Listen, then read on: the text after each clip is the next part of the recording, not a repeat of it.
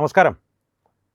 പാകിസ്ഥാൻ സനാതനധർമ്മത്തിലേക്ക് തിരിച്ചു വരികയാണ് എന്ന് ഞാൻ പറഞ്ഞാൽ നിങ്ങൾ പറയും എനിക്ക് ഭ്രാന്താണെന്ന്. സത്യത്തിൽ സനാതനധർമ്മത്തിലേക്ക് തിരിച്ചു വരികയല്ല. പാകിസ്ഥാനിലെ പല പ്രദേശങ്ങളുടെയും പേരുകൾ റാം റഹീം നഗർ എന്നൊക്കെ ആയിരുന്ന പേരുകൾ ഒടുവിൽ റഹ്മാൻ റഹീം നഗർ എന്നൊക്കെ ആക്കി മാറ്റിയ പേരുകൾ, അതും പ്രത്യേകിച്ച് ലാഹോർ പ്രവിശ്യയിൽ അവർ പുനഃസ്ഥാപിച്ചു കൊണ്ടിരിക്കുകയാണ് യഥാർത്ഥ പേരുകളിലേക്ക്. അതുകൊണ്ട് പാകിസ്ഥാനിൽ കൃഷ്ണനഗർ തിരിച്ചു വരുന്നു, റാംഗലി തിരിച്ചു വരുന്നു. അവിടുത്തെ മിൻറ്റോ പാർക്ക് എന്നുള്ളത് ക്രിക്കറ്റിന് വളരെ നമ്മുടെ ശിവാജി പാർക്ക് പോലെ, മുംബൈയിലെ ശിവാജി പാർക്ക് പോലെ തന്നെ ലാഹോറിലെ വളരെ പ്രസിദ്ധമായൊരു മൈതാനമാണ്. ക്രിക്കറ്റിന് വളരെ പേര് കേട്ടൊരു മൈതാനമാണ്. മിൻറ്റോ പാർക്കിൻ്റെയൊക്കെ പേര് പിന്നീട് മാറ്റിയിരുന്നു. അതിൻ്റെ ഒപ്പം തന്നെ ക്യൂൻസ് റോഡ്, എംപ്രസ് റോഡ് തുടങ്ങിയ നിരവധി പേരുകൾ പുനഃസ്ഥാപിക്കപ്പെടുന്നു. മറിയം ഷെരീഫിൻ്റെ ഭരണത്തിൻ്റെ കീഴിൽ നവാസ് ഷെരീഫ് ഉൾപ്പെടെയുള്ളവർ പറയുന്നത് ലാഹോറിൻ്റെ ചരിത്ര പ്രാധാന്യം അല്ലെങ്കിൽ ചരിത്രപരമായിട്ടുള്ള ലാഹോറിൻ്റെ ഒരു കീർത്തി തിരികെ കൊണ്ടുവരുവാനുള്ള ശ്രമത്തിൻ്റെ ഭാഗമായിട്ടാണ്. ഹിസ്റ്റോറിക്കൽ റെസ്റ്റോറേഷൻ എന്ന് വേണം അതിനെ പറയുവാനെന്നാണ് നവാസ് ഷെരീഫൊക്കെ പറയുന്നത്. പക്ഷേ അടിസ്ഥാനപരമായിട്ട് ഇത് വെളിവാക്കുന്നൊരു കാര്യമുണ്ട്.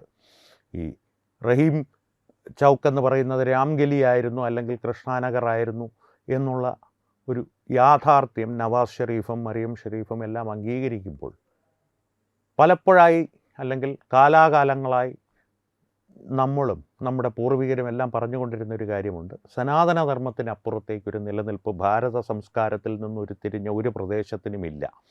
അടിസ്ഥാനപരമായിട്ട് ലാഹോറിലോ പാകിസ്ഥാൻ മുഴുവനായി തന്നെ പലരും പ്രചരിപ്പിക്കുന്ന ഒരു കാര്യം, അല്ലെങ്കിൽ അവരുടെ തലമുറകളെ വിശ്വസിപ്പിക്കുവാൻ ശ്രമിക്കുന്നൊരു കാര്യം, ഭാരതീയരുമായി ഹിന്ദുക്കളുമായി നമുക്ക് ബന്ധമൊന്നുമില്ല, സനാതനധർമ്മവുമായി നമുക്ക് ബന്ധമൊന്നുമില്ല, നമ്മളെല്ലാം അറബികളുടെ പിൻഗാമികളാണ് എന്നുള്ളൊരു മിഥ്യാബോധം തലമുറകളുടെ മേൽ സൃഷ്ടിക്കുവാൻ പാകിസ്ഥാൻ ശ്രമിച്ചിട്ടുണ്ട്. നമ്മുടെ കേരളത്തിലും വരെ ഉണ്ട് കേട്ടോ, ഭാരതത്തിലും ഉണ്ട് അത്തരത്തിലുള്ള ആളുകൾ.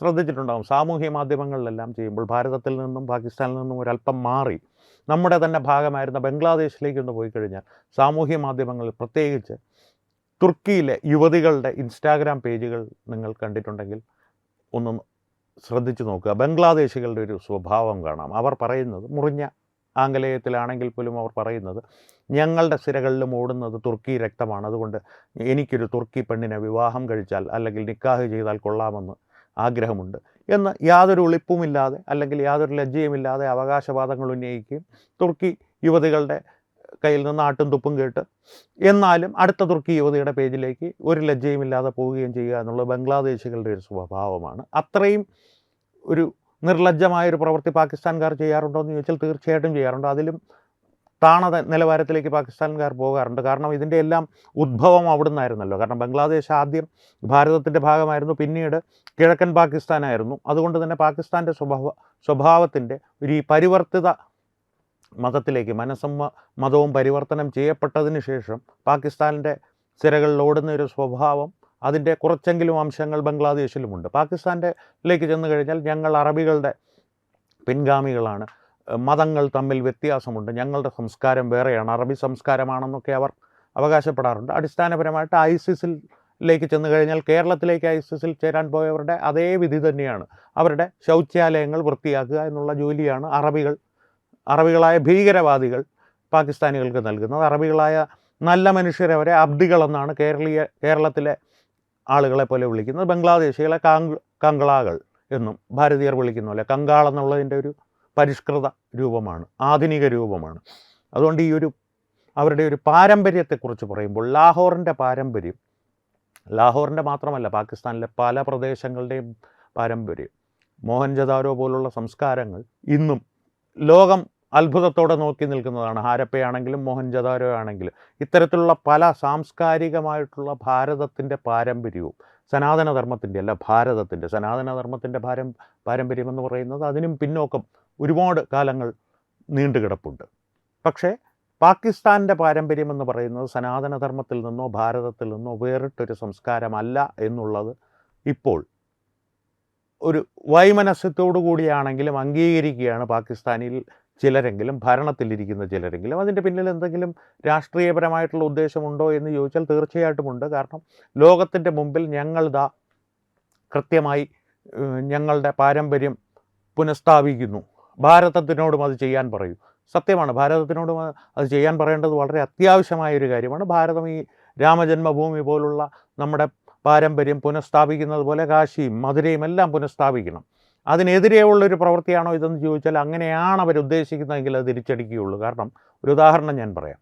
ഇപ്പോൾ എൻ്റെ വീട്ടിൻ്റെ അടുത്തുള്ള പാലക്കടവത്ത് ഷിഹാബ് അലി എന്നൊരു വ്യക്തി, അദ്ദേഹത്തിൻ്റെ കുടുംബത്തിൻ്റെ ചരിത്രം പരിശോധിച്ചപ്പോൾ അന്നോളം അദ്ദേഹം വിചാരിച്ചിരുന്നത് ഞങ്ങൾ അറേബ്യയിൽ നിന്ന് വന്ന, മക്കയിൽ നിന്ന് വന്ന പ്രവാചകൻ്റെ തന്നെ പിൻഗാമികളാണ് എന്നായിരുന്നു വിശ്വസിച്ചിരുന്നത്. പക്ഷേ കുടുംബചരിത്രത്തെക്കുറിച്ച് യഥാർത്ഥത്തിലൊരു ഗവേഷണം അദ്ദേഹം നടത്തിയപ്പോൾ അദ്ദേഹത്തിന് ഒരു കാര്യം വ്യക്തമായി. അദ്ദേഹത്തിൻ്റെ മുതുമുത്തച്ഛൻ കൃഷ്ണനോ കണ്ടങ്കോരനോ കോരനോ ഒക്കെയായിരുന്നു എന്ന് അദ്ദേഹം തിരിച്ചറിയുന്നു. അത് അദ്ദേഹത്തിന് ബോധ്യപ്പെടുന്നു. ആ ബോധ്യപ്പെടലിനെ തുടർന്ന് അദ്ദേഹത്തിൻ്റെ പേര് അദ്ദേഹത്തിൻ്റെ മുതുമുത്തച്ഛൻ്റെ അതേ പേര് കൃഷ്ണനെന്നോ കണ്ടങ്കോരനെന്നോ ആക്കുകയാണ്. ഇത് പാരമ്പര്യത്തെ പുനഃസ്ഥാപിക്കുകയാണ്. എന്ന് വെച്ച് ഇപ്പുറത്തുള്ള ഞാൻ ഷിഹാബ് അലിയായി മാറി മാതൃക കാണിക്കണമെന്ന് പറയുന്നത് ഏത് പാരമ്പര്യത്തിൻ്റെ പുനഃസ്ഥാപനമാണ്? അങ്ങനൊരു പാരമ്പര്യം എനിക്കില്ല. കാരണം എൻ്റെ പൂർവികർ, വളരെ അഭിമാനത്തോടു കൂടി ഞാൻ പറയുന്നൊരു കാര്യം, വാള് കണ്ടപ്പോൾ തല വെട്ടണ്ട തൊലി വെട്ടിക്കോ എന്ന് പറഞ്ഞവരല്ല. ഷിഹാബ് അലിയുടെ പൂർവികർ അദ്ദേഹത്തിൻ്റെ ദൗർഭാഗ്യവശാൽ അങ്ങനെ ആയിപ്പോയി. അതുകൊണ്ട് ഇന്നലെ വരെ ഷിഹാബ് അലി ഈ ഒട്ടകച്ചാണകം ഉണക്കിയതുപോലുള്ള തുർക്കി തൊപ്പി എന്നവർ വിളിക്കുന്ന ഒരു തൊപ്പിയും തലയിൽ വെച്ച് ഞങ്ങൾ അറബികളുടെ പിൻഗാമികളാണ് എന്ന് അഭിമാനിച്ച് നടന്നു. ഒരു മിഥ്യാഭിമാനത്തിൻ്റെ പുറത്ത് നടന്നു. ഇന്ന് അദ്ദേഹത്തിന് തിരിച്ചറിവുണ്ടായി. അദ്ദേഹം കണ്ടങ്കോരനോ കൃഷ്ണനോ ആയി തിരികെ വന്നു. കാരണം ഇവരുടെ എല്ലാം പൂർവികർ നോക്കുമ്പോൾ അത് തന്നെയായിരിക്കും. എൻ്റെ പൂർവികരുടെ കാര്യം നോക്കിയാലും അത് തന്നെ. എൻ്റെ പൂർവികർ കണ്ടങ്കോരനോ കൃഷ്ണനോ ആയിരുന്നെങ്കിൽ ആ പൂർവികത്വം, ആ ഒരു പാരമ്പര്യം ഞാൻ ഇന്നും തുടരുന്നുണ്ട്. എൻ്റെ പൂർവികർക്ക് ഭയമില്ലാത്തത് എൻ്റെ ഭാഗ്യമായതിനാൽ മാത്രം. ഷിഹാബ് അലിക്ക് അത്തരത്തിലൊരു ഭാഗ്യം ലഭിച്ചില്ല. അതിൽ ഞാൻ അദ്ദേഹത്തോട് സഹതപിക്കുന്നു. അത്രേ എനിക്ക് സാധിക്കുകയുള്ളൂ. അല്ലാതെ അദ്ദേഹത്തോട് മതേതരത്വപൂർവമായിട്ടുള്ളൊരു ഐക്യദാർഢ്യം പ്രഖ്യാപിക്കുവാൻ, അദ്ദേഹം കണ്ടങ്കോരനാകുമ്പോൾ ഞാൻ ഷിഹാബ് അലിയായി മാറുക എന്ന് പറയുന്ന ചരിത്രത്തിൻ്റെ പുനഃസ്ഥാപനമല്ല. അതൊരു ഒരു സ്യൂഡോ സെക്യുലറിസം എന്ന് പറയുമല്ലോ, കപട മതേതരത്വം എന്ന് പറയുന്ന ഒരു സ്വഭാവമാണ്, ഒരു പ്രകടനമാണ്, ഒരു പ്രകടനപരത മാത്രമാണ്. ചരിത്രത്തിൻ്റെ പുനഃസ്ഥാപിക്കലല്ല. ചരിത്രത്തിൻ്റെ പുനഃസ്ഥാപിക്കൽ റഹ്മാൻ റഹീം ഗലിയെ തിരികെ റാംഗലിയാക്കുകയും കരിഷ്മ നഗറിനെ കൃഷ്ണാനഗറാക്കുകയും ചെയ്യുന്നതാണ്. കാരണം യഥാർത്ഥ പേരുകളിലേക്ക് തിരിച്ചു പോവുക. തീർന്നില്ല. ഈ ക്യൂൻസ് റോഡും എംബറസ് റോഡും എല്ലാം അതിനും പിന്നോട്ട് പോയാൽ യഥാർത്ഥ പേരുകൾ കാണും. ഒരു റാണി ലക്ഷ്മിബായി റോഡെന്നോ ഏതെങ്കിലും പേരുകൾ അവിടെ കാണും. കാരണം പാകിസ്ഥാനിൽ ദുരന്തർ കണ്ടിട്ടുള്ളവർക്കറിയാം, ഒരു പ്രത്യേക റോഡിനെ പരാമർശിക്കുന്നുണ്ട്. സഞ്ജയ് മായിട്ട് ബന്ധപ്പെട്ട ഏറ്റവും അവസാനത്തെ സീനുകൾ, സഞ്ജയത്തിൻ്റെ ഏറ്റവും അവസാനത്തെ സീനുകൾ ജോഹാർ റോഡ്, നിഷ്താർ റോഡ്, 2 റോഡുകളുടെ കാര്യം. ഈ ജോഹാർ എന്ന് പറയുന്നത് എന്താണ്? ഒന്ന് പരിശോധിച്ച് നോക്കും. നിങ്ങൾക്കറിയാവുന്ന കാര്യമാണ്. ഈ ജോഹാർ എന്ന് പാകിസ്ഥാനിൽ എങ്ങനെ വന്നു? പാകിസ്ഥാനിൽ അവർ വിശ്വസിക്കുന്ന, പാകിസ്ഥാൻ്റെ ഇസ്ലാം മതവുമായി യാതൊരു ബന്ധവുമില്ലാത്ത ഒരു പദവുമാണ്. ഇസ്ലാം അധിനിവേശവുമായിട്ട് ജോഹാറിന് ബന്ധമുണ്ട്. പക്ഷേ അറബിയോ ഉറുദുവോ അല്ല ജോഹാർ. ഭാരതത്തിൻ്റെ ഒരു സംസ്കാരമാണ്. ഭാരതത്തിൻ്റെ ധീരവനിതകൾ അധിനിവേശകരായ ജിഹാദികൾക്കെതിരെ കൈക്കൊണ്ടൊരു ധീരമായ നടപടിയാണ്. തങ്ങളുടെ ശവം പോലും ആ ജിഹാദികൾക്ക് ലഭിക്കരുതെന്നുള്ള വാശിയിൽ. അപ്പോൾ അതാണ് പറയുന്നത്, ചരിത്രം പുനഃസ്ഥാപിക്കപ്പെട്ടുകൊണ്ടിരിക്കുകയാണ്. അത് ഭാരതത്തിലായാലും പാകിസ്ഥാനിലായാലും. നാളെ പാകിസ്ഥാനും ഭാരതത്തിൻ്റെ ഭാഗമാകേണ്ടതാണ് എന്നുള്ളതാണ് നമ്മുടെയൊക്കെ പ്രതീക്ഷകൾ. പക്ഷേ ഭാരതത്തിൻ്റെ ഭാഗം ഏതെങ്കിലും കാരണവശാൽ പാകിസ്ഥാൻ ആവുകയാണെങ്കിൽ ഈ മനവും മതവും പരിവർത്തനം ചെയ്യപ്പെട്ടു പോയവരുടെ പിൻഗാമികൾ അവിടെ ഉണ്ടല്ലോ, അവരുടെ മനവും മതവും, മതമെന്ന് ഞാൻ പറയുന്നില്ല, മനമെങ്കിലും തിരികെ പരിവർത്തനം ചെയ്യപ്പെട്ടിട്ട് വേണം അവർ ഭാരതത്തിൻ്റെ ഭാഗമാകാൻ. അല്ലെങ്കിൽ ഇന്നത്തെ കാലത്ത് ഇവിടെയുള്ള ജിഹാദികളെക്കാളും വലിയ തലവേദനയായി അവർ നമുക്ക് അനുഭവപ്പെടും. അല്ലെങ്കിൽ നമ്മുടെ മേൽ അല്ലെങ്കിൽ ചുമലിൽ കയറിയിരുന്ന് ചെവി കഴിക്കും. ഇപ്പോൾ പാക് അധിനിവേശ കാശ്മീർ വലിയ താമസമില്ലാതെ നമ്മൾ പിടിച്ചെടുക്കുമ്പോഴുള്ള ഏക ആശങ്ക എന്ന് പറയുന്നത് അവിടെ ഈ മനവും മതവും പരിവർത്തനം ചെയ്യപ്പെട്ട കുറേ എണ്ണം കിടപ്പുണ്ട്. അതുങ്ങളെ ഇങ്ങോട്ട് എടുത്ത് വയ്ക്കുന്നത് നമുക്കൊരു ബാധ്യതയായി മാറും എന്നുള്ളൊരു അവസ്ഥ വന്നാൽ അത് തലവേദനയാണ്. അതിനുള്ള പരിഹാരം നമ്മുടെ ഭരണകർത്താക്കൾ കാണുമെന്നുള്ള പ്രതീക്ഷയിൽ തന്നെ നമുക്ക് കഴിയാം. എന്തായാലും ചരിത്രം പുനഃസ്ഥാപിക്കപ്പെടട്ടെ. അത് കാലഘട്ടത്തിൻ്റെ ആവശ്യമാണ്, കാലത്തിൻ്റെ ആവശ്യമാണ്. നിങ്ങളുടെ അഭിപ്രായങ്ങൾ ഇത് സംബന്ധിച്ചുള്ളത് കമൻറ്റുകളിലൂടെ അറിയിക്കുക. വീണ്ടും കാണാം. നന്ദി, നമസ്കാരം.